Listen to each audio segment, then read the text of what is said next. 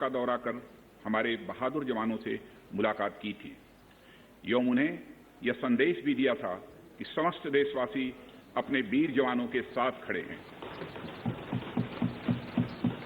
अध्यक्ष महोदय, मैंने भी लद्दाख जाकर अपने शूरवीरों के साथ कुछ समय बिताया है और मैं आपको यह बताना चाहता हूं कि मैंने उनके अदम्य साहस, शौर्य और पराक्रम को महसूस भी किया है। आप जानते हैं कि कर्नल संतोष बाबू और उनके 19 वीर साथियों ने अपनी मातृभूमि की रक्षा करते हुए अपना सर्वोच्च बलिदान दिया है। अध्यक्ष महोदय, कल ही सदन ने 2 मिनट मौन रखकर उन्हें अपनी श्रद्धांजलि अर्पित की है।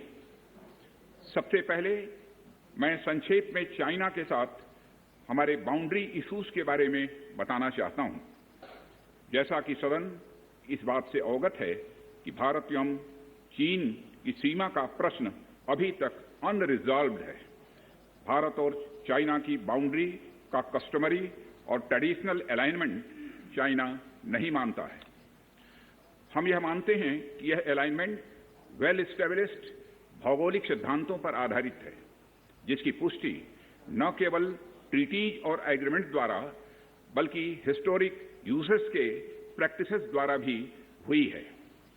इससे दोनों देश सदियों से अवगत हैं, जबकि चाइना यह मानता है कि बाउंड्री अभी भी औपचारिक रूप से निर्धारित नहीं है। साथ ही चाइना यह भी मानता है कि हिस्टोरिकल ज्यूरिडिक्शन के आधार पर जो ट्रेडिशनल कस्टमरी लाइन है, उसके बारे में दोनों देशों की एक अलग अलग व्याख्या है। दोनों देश 1950 एवं 1960 के दशक में इस पर बातचीत कर रहे थे, परंतु इस पर म्यूचुअली एक्सेप्टेबल समाधान नहीं निकल पाया। जैसा कि यह सदन अच्छी तरह अवगत है कि चाइना भारत की लगभग 38,000 स्क्वायर किलोमीटर भूमि का अनधिकृत कब्जा लद्दाख में किए हुए हैं। इसके अलावा 1963 में एक तथाकथित बाउंड्री एग्रीमेंट के तहत पाकिस्तान ने पीओके की 5,180 स्क्वायर किलोमीटर भारतीय जमीन अवैध रूप से चाइना को सौंप दी है। चाइना अरुणाचल प्रदेश की सीमा से लगे हुए लगभग 90,000 स्क्वायर किलोमीटर भारतीय क्षेत्र को भी अपना बताता है। अध्यक्ष महोदय, भारत तथा चाइना दोनों ने औपचारिक तौर पर यह माना है कि सीमा का प्रश्न एक जटिल मुद्दा है, जिसके समाधान के लिए पेशेंस की आवश्यकता है तथा इस इशू का फेयर, रीजनेबल और म्यूचुअली एक्सेप्टेबल समाधान शांतिपूर्ण बातचीत के द्वारा निकाला जाना चाहिए। अंतरिम रूप से दोनों पक्षों ने यह मान लिया है कि सीमा पर पीस और ट्रैंक्विलिटी बहाल रखना बाइलेटरल रिलेशंस को बढ़ाने के लिए यह अत्यंत आवश्यक है। मैं यह भी बताना चाहता हूं कि अभी तक इंडिया चाइना के बॉर्डर एरियाज में commonly delineated line of actual control नहीं है और एलएसी को लेकर दोनों का परसेप्शन अलग अलग है। इसलिए पीस और ट्रैंक्विलिटी बहाल रखने के लिए दोनों देशों के बीच कई तरह के एग्रीमेंट्स और प्रोटोकॉल्स भी हैं। इन समझौतों के तहत दोनों देशों ने यह माना है कि एलएसी पर पीस और ट्रैंक्विलिटी बहाल रखी जाएगी, जिस पर एलएसी की अपनी अपनी रेस्पेक्टिव पोजीशंस और बाउंड्री क्वेश्चन का कोई असर नहीं माना जाएगा।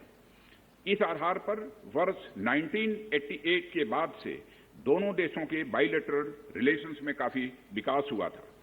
भारत का मानना है कि बाइलेटरल रिलेशंस को विकसित किया जा सकता है तथा साथ ही साथ बाउंड्री मुद्दे के समाधान के बारे में भी चर्चा की जा सकती है, परंतु एलएसी पर पीस और ट्रैंक्विलिटी में किसी भी प्रकार की गंभीर स्थिति का बाइलेटरल रिलेशंस पर निश्चित रूप से असर पड़ेगा।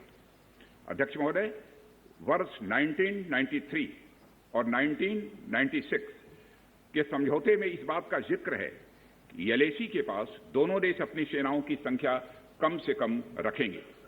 समझौते में यह भी है कि जब तक बाउंड्री इश्यूज का पूर्ण समाधान नहीं होता है, तब तक एलएसी को स्ट्रिक्टली रेस्पेक्ट और एडहेर किया जाएगा और उसका उल्लंघन किसी भी सूरत में नहीं किया जाएगा। इन समझौतों में भारत व चाइना एलएसी के क्लैरिफिकेशन द्वारा एक कॉमन अंडरस्टैंडिंग पर पहुंचने के लिए भी कमिटेड हुए थे। इसके आधार पर 1990 से 2003 तक दोनों देशों द्वारा एलएसी पर एक कॉमन अंडरस्टैंडिंग बनाने की कोशिश की गई, लेकिन इसके बाद चाइना ने इस कार्रवाई को आगे बढ़ाने पर सहमति नहीं जताई। इसके कारण कई जगहों पर चाइना तथा भारत के बीच एलएसी परसेप्शंस में ओवरलैप है। इन क्षेत्रों में तथा बॉर्डर के कुछ अन्य इलाकों में दूसरे समझौतों के आधार पर दोनों की सेनाएं फेस ऑफ आज की स्थिति का समाधान निकालती हैं, जिससे कि शांति कायम हो। इससे पहले कि मैं सदन को वर्तमान स्थिति के बारे में बताऊं, अध्यक्ष महोदय, मैं यह बताना चाहता हूं कि सरकार की विभिन्न इंटेलिजेंस एजेंसीज के बीच कोऑर्डिनेशन का एक इलेबोरेट और टाइम टेस्टेड मैकेनिज्म है, जिसमें सेंट्रल आर्म पुलिस फोर्सेज और तीनों हमारी आर्म्ड फोर्सेज की इंटेलिजेंस एजेंसीज भी शामिल हैं। टेक्निकल और ह्यूमन इंटेलिजेंस को लगातार कोऑर्डिनेटेड तरीके से इकट्ठा किया जाता है तथा आर्म फोर्सेज से उनके डिसीजन मेकिंग के लिए भी शेयर किया जाता है। अध्यक्ष महोदय, अब मैं सदन को इस साल की उत्पन्न परिस्थितियों से अवगत कराना चाहता हूं। अप्रैल माह से ईस्टर्न लद्दाख की सीमा पर चाइना की सेनाओं की संख्या तथा उनके आर्मामेंट्स में काफी वृद्धि देखी गई है। मई महीने के प्रारंभ में चाइना ने गलवान घाटी क्षेत्र में हमारी ट्रूप्स के नॉर्मल ट्रेडिशनल पेट्रोलिंग पैटर्न में व्यवधान शुरू किया, जिसके कारण फेस ऑफ की स्थिति उत्पन्न हुई। ग्राउंड कमांडर्स द्वारा इस समस्या को सुलझाने के लिए विभिन्न समझौतों तथा प्रोटोकॉल के तहत वार्ता की जा रही थी। इसी बीच मई महीने के मध्य में चाइना द्वारा वेस्टर्न सेक्टर में कई स्थानों पर एलएसी पर ट्रांसग्रेशन करने की कोशिश की गई। इसमें कोंगकाला, गोगरा एंड पेंगोंग लेक का नॉर्थ बैंक शामिल है। इन कोशिशों को हमारी सेनाओं ने समय पर देख लिया तथा उसके लिए आवश्यक जवाबी कार्रवाई भी की है। अध्यक्ष महोदय, हमने चाइना को डिप्लोमेटिक तथा मिलिट्री चैनल्स के माध्यम से यह अवगत करा दिया कि इस प्रकार की गतिविधियां स्टेटस को यूनिलेटरली बदलने का प्रयास है और यह भी साफ कर दिया गया कि ये प्रयास हमें किसी भी सूरत में मंजूर नहीं है। अध्यक्ष महोदय, एलएसी के ऊपर फ्रिक्शन बढ़ता हुआ देखकर दोनों तरफ के सैन्य कमांडरों ने 6 जून 2020 को मीटिंग की तथा इस बात पर सहमति बनी कि रेसिप्रोकल एक्शंस के द्वारा डिसएंगेजमेंट किया जाए। दोनों पक्ष इस बात पर भी सहमत हुए कि एलएसी को माना जाएगा तथा कोई ऐसी कार्रवाई नहीं की जाएगी जिससे स्टेटस को बदले। किंतु इस सहमति के वायलेशन में चीन द्वारा एक वायलेंट फेस ऑफ की स्थिति 15 जून को गलवान में क्रिएट की गई। हमारे बहादुर सिपाहियों ने, हमारे बहादुर सेना के जवानों ने अपनी जान का बलिदान दिया और साथ ही चीनी पक्ष को भी भारी क्षति पहुंचाई है। अध्यक्ष महोदय, और अपनी सीमा की सुरक्षा में वह कामयाब रहे। इस पूरी अवधि के दौरान हमारे बहादुर जवानों ने जहां संयम की जरूरत थी वहां संयम रखा तथा जहां शौर्य की जरूरत थी वहां शौर्य प्रदर्शित किया है। अध्यक्ष महोदय, मैं सदन से अध्यक्ष महोदय यह अनुरोध करता हूं कि हमारे दिलेर जवानों की वीरता एवं उनके बहादुरी की भूरी भूरी प्रशंसा की जानी चाहिए। हमारे बहादुर जवान अत्यंत मुश्किल परिस्थितियों में अपने अथक प्रयास से समस्त देशवासियों को सुरक्षित रख रहे हैं। एक ओर किसी को भी हमारे सीमा की सुरक्षा के प्रति हमारे डिटर्मिनेशन के बारे में संदेह नहीं होना चाहिए। वहीं भारत यह भी मानता है कि पड़ोसियों के साथ शांतिपूर्ण संबंधों के लिए आपसी सम्मान और आपसी सेंसिटिविटी भी आवश्यक है। क्योंकि हम मौजूदा स्थिति का डायलॉग के जरिए समाधान चाहते हैं और हमने चाइनीज साइड के साथ डिप्लोमेटिक और मिलिट्री एंगेजमेंट बनाए रखा है। इन डिस्कशंस में 3 की प्रिंसिपल्स हमारी अप्रोच को तय करते हैं। फर्स्ट, दोनों पक्षों को एलएसी का सम्मान और कड़ाई से पालन करना चाहिए। सेकंड, किसी भी पक्ष को अपनी तरफ से यथास्थिति का उल्लंघन करने का प्रयास नहीं करना चाहिए। और थर्ड, दोनों पक्षों के बीच सभी समझौतों और अंडरस्टैंडिंग्स का पूर्णतया पालन होना चाहिए। चाइनीज साइड की यह पोजीशन है कि स्थिति को एक जिम्मेदार ढंग से हैंडल किया जाना चाहिए और द्विपक्षीय समझौतों एवं प्रोटोकॉल के अनुसार शांति एवं सद्भाव सुनिश्चित किया जाना चाहिए। वह भी यही कहते हैं।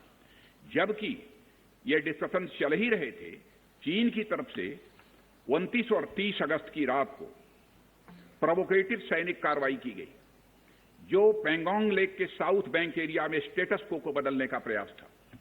लेकिन एक बार फिर हमारी आर्म फोर्सेस द्वारा टाइमली और फॉर्म एक्शंस के कारण उनके प्रयास विफल कर दिए।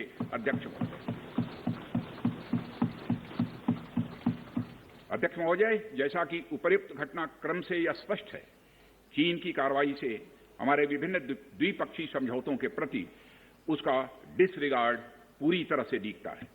चीन द्वारा ट्रुप्स की भारी मात्रा में तैनाती किया जाना 1993 और 1996 के समझौतों का यह उल्लंघन है। एलएसी का सम्मान करना और उसका कड़ाई से पालन किया जाना सीमा क्षेत्रों में शांति और सद्भाव का आधार है और इसे 1993 एवं 1996 के समझौते में स्पष्ट रूप से यह स्वीकार भी किया गया है। जबकि हमारी आर्म्ड फोर्सेस इसका पूरी तरह से पालन करती हैं। चाइनीज साइड की ओर से ऐसा नहीं हुआ है। उनकी कार्रवाई के कारण एलएसी के आसपास समय समय पर फेस ऑफ्स और फ्रिक्शंस भी पैदा हुए हैं। जैसा कि मैंने पहले भी उल्लेख किया, इन समझौतों में फेस ऑफ की स्थिति से निपटने के लिए विस्तृत प्रोसीजर्स और नॉर्म्स भी निर्धारित हैं। तथापि इस वर्ष हाल की घटनाओं में चाइनीज फोर्सेस का वायलेंट कंडक्ट सभी म्यूचुअली एग्रीड नॉर्म्स का पूरी तरह से उल्लंघन है। अभी की स्थिति के अनुसार चाइनीज साइड ने एलएसी और अंदरूनी क्षेत्रों में बड़ी संख्या में सैनिक टुकड़ियां और गोला बारूद मोबिलाइज किया हुआ है। पूर्वी लद्दाख और गोगरा और कोंकला और पेंगोंग लेक का नॉर्थ और साउथ बैंक पर कई फ्रिक्शन एरियाज हैं। चीन की कार्रवाई के जवाब में हमारी आर्म्ड फोर्सेस ने भी इन क्षेत्रों में उपयुक्त काउंटर डिप्लॉयमेंट्स किए हैं। अध्यक्ष महोदय, ताकि भारत के सिक्योरिटी इंटरेस्ट को पूरी तरह से सुरक्षित रखा जा सके। अध्यक्ष महोदय, मैं सदन को आश्वस्त रहना चाहिए कि हमारी आर्म्ड फोर्सेस इस चुनौती का सफलतापूर्वक सामना करेंगी और हमारी आर्म्ड फोर्सेस साथ ही साथ जिस प्रकार की उनके द्वारा आज भी कार्रवाई की जा रही है, जिस प्रकार से सीमा की रक्षा की जा रही है, हम सबको हमारी आर्म फोर्सेस के ऊपर गौरव है। अध्यक्ष महोदय, गौरव की अनुभूति होती है। अभी जो स्थिति बनी हुई है उसमें सेंसिटिव ऑपरेशनल इश्यूज शामिल हैं। इसलिए मैं इस बारे में ज्यादा ब्यौरा का खुलासा यदि करना चाहूं तब भी नहीं कर सकता हूं। अध्यक्ष महोदय, यह हमारी एक सीमा है और मैं आश्वस्त हूं यह सदन हमारी इस सेंसिटिविटी को भी समझेगा। और अध्यक्ष महोदय, मैं कोविड-19 के चैलेंजिंग समय में हमारी आर्म्ड फोर्सेस और आईटीबीपी के तेजी से डिप्लॉयमेंट हुई हैं और उनके प्रयासों को एप्रिशिएट किए जाने की जरूरत है। और यह इसलिए भी संभव हुआ है क्योंकि सरकार ने पिछले कुछ वर्षों में बॉर्डर इंफ्रास्ट्रक्चर के विकास को काफी अहमियत दी है। सदन को जानकारी है कि पिछले कई दशकों में चीन ने बड़े पैमाने पर इंफ्रास्ट्रक्चर एक्टिविटी शुरू की है, जिनसे बॉर्डर एरिया में उनकी डिप्लॉयमेंट क्षमता भी बढ़ी है। इसके जवाब में हमारी सरकार ने भी बॉर्डर इंफ्रास्ट्रक्चर के विकास के लिए अपना काफी बजट बढ़ाया है, जो पहले से दोगुना से भी अधिक है। इसके फलस्वरूप बॉर्डर एरियाज में काफी रोड्स और ब्रिजेज भी बने हैं। इससे न केवल लोकल पॉपुलेशन को जरूरी कनेक्टिविटी मिली है, बल्कि हमारी आर्म्ड फोर्सेस को बेहतर लॉजिस्टिकल सपोर्ट भी मिला है। ओके। अध्यक्ष महोदय, इसके कारण वे बॉर्डर एरियाज में अधिक अलर्ट रह सकते हैं। 1 मिनट, सेक्रेटरी जनरल ट्रांसलेशन शुरू कर दें। आ रहा है। एक बार चेक कर लो। ठीक, एक बार चेक कर लें दोबारा। ओके। अध्यक्ष महोदय, इसके कारण वे बॉर्डर एरियाज में अधिक अलर्ट रह सकते हैं और जरूरत पड़ने पर बेहतर जवाबी कार्रवाई भी कर सकते हैं। आने वाले समय में भी सरकार इस उद्देश्य के प्रति पूरी तरह से कमिटेड रहेगी, यह मैं सदन को आश्वस्त करना चाहता हूं। आदरणीय अध्यक्ष महोदय, मैं इस बात पर बल देना चाहूंगा कि भारत हमारे बॉर्डर एरिया में मौजूदा मुद्दों का हल शांतिपूर्ण बातचीत और कंसल्टेशन के जरिए किए जाने के प्रति कमिटेड है। इस उद्देश्य को पाने के लिए मैं अपने चाइनीज काउंटर पार्ट से 4 सितंबर को मॉस्को में मिला और उनसे हमारी इन डेप्थ डिस्कशन भी हुई। मैंने स्पष्ट तरीके से हमारी चिंताओं को चीनी पक्ष के सामने रखा, जो उनकी बड़ी संख्या में ट्रूप्स की तैनाती और उनका एग्रेसिव बिहेवियर और यूनिलैटरल स्टेटस को बदलने की कोशिश से रिलेटेड था। मैंने यह भी स्पष्ट किया कि हम इस मुद्दे को शांतिपूर्ण ढंग से हल करना चाहते हैं और हम चाहते हैं कि चीनी पक्ष हमारे साथ मिलकर काम करे। वहीं हमने अध्यक्ष महोदय यह भी स्पष्ट कर दिया कि हम भारत की सॉवरेनिटी और टेरिटोरियल इंटीग्रिटी की रक्षा के लिए पूरी तरह से डिटरमिन्ड हैं। इसके बाद मेरे कोलीग विदेश मंत्री श्री जयशंकर जी भी 10 सितंबर को मॉस्को में चाइनीज विदेश मंत्री से मिले। दोनों एक एग्रीमेंट पर पहुंचे कि यदि चाइनीज साइड द्वारा सिंसियरली और फेथफुली एग्रीमेंट को इंप्लीमेंट किया जाता है तो कंप्लीट डिसएंगेजमेंट प्राप्त किया जा सकता है और बॉर्डर एरिया में शांति स्थापित हो सकती है। अध्यक्ष महोदय, जैसा कि सभी सम्मानित सदस्यों को जानकारी है कि बीते समय में भी चीन के साथ हमारे बॉर्डर एरियाज में लंबे स्टैंड ऑफ्स की स्थिति यह कई बार बनी है, जिसका शांतिपूर्ण तरीके से समाधान भी किया गया था। हालांकि इस वर्ष की स्थिति, चाहे वो ट्रूप्स की स्केल ऑफ इन्वॉल्वमेंट हो या फ्रिक्शन पॉइंट्स की संख्या हो, वह पहले से बहुत अलग है। फिर भी हम मौजूदा स्थिति के शांतिपूर्ण समाधान के लिए पूरी तरह से कमिटेड हैं। इसके साथ साथ मैं सदन को आश्वस्त करना चाहता हूं कि हम सभी परिस्थितियों से निपटने के लिए भी तैयार हैं।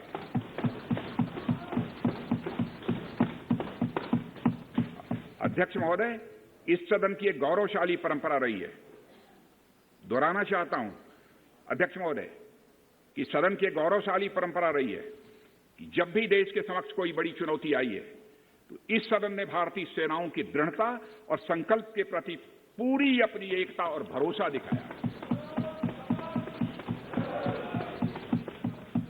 साथ ही सीमा क्षेत्र में तैनात अपने बहादुर सेना के जवानों के शौर्य, पराक्रम और सीमा की सुरक्षा के प्रति उनकी प्रतिबद्धता पर पूरा इस सदन ने विश्वास व्यक्त किया है। अध्यक्ष महोदय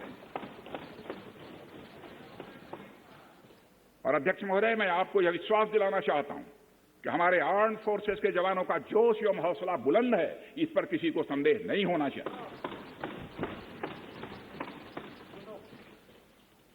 माननीय प्रधानमंत्री जी के बहादुर जवानों के बीच जाने के बाद हमारे कमांडर तथा जवानों में यह संदेश गया है कि देश के 130 करोड़ आदिवासी जवानों के साथ खड़े हैं। उनके लिए बर्फीली ऊंचाइयों के अनुरूप विशेष प्रकार के गर्म कपड़े, उनके रहने का स्पेशलाइज टेंट तथा उनके सभी अस्त्र शस्त्र एवं गोला बारूद की पर्याप्त व्यवस्था की गई है। अध्यक्ष महोदय, हमारे जवानों का यह संकल्प सराहनीय है कि दुर्गम ऊंचाइयों पर जहां ऑक्सीजन की कमी है तथा तापमान 0 से नीचे है, उनके उत्साह में कोई कमी नहीं आती है और वे सियाचिन, कारगिल और आदि ऊंचाइयों पर अपना कर्तव्य इतने वर्षों से लगातार निभाते आ रहे हैं। और अध्यक्ष महोदय, मुझे इस गौरवमयी सदन के साथ यह साझा करने में यह कतई संकोच नहीं है कि लद्दाख में हम एक चुनौती के दौर से गुजर रहे हैं और मैं इस सदन से आग्रह करना चाहता हूं कि हमें एक रेजोल्यूशन द्वारा पारित करना चाहिए कि हम अपने वीर जवानों के साथ कदम से कदम मिलाकर खड़े हैं। पूरा सदन अपने वीर जवानों के साथ कदम से कदम मिलाकर खड़ा है, जो कि अपनी जान की, अपनी जिंदगी की बगैर परवाह किए हुए देश की चोटियों की ऊंचाइयों पर विषम परिस्थितियों के बावजूद हमारी भारत माता की वह रक्षा करते हैं। यह समय है जब यह सदन अपने सशस्त्र सेनाओं के साहस और वीरता पर पूर्ण विश्वास जताते हुए उनको यह संदेश भेजे कि यह सदन और सारा देश सशस्त्र सेनाओं के साथ है, जो भारत की संप्रभुता और अखंडता की रक्षा में लगातार जुटे हुए हैं। इन्हीं शब्दों के साथ अध्यक्ष महोदय, मैं अपना निवेदन समाप्त करता हूं। आइटम नंबर 11 महासचिव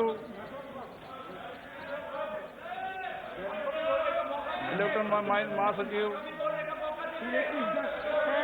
Sir, I am to lay the 8th and 9th reports, Hindi and English versions of the Standing Committee on Labor, as listed against my name at serial number 11 in today's order paper.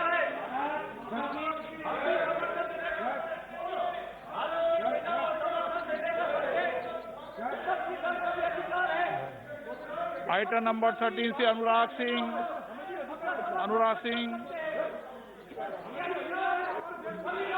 धन्यवाद।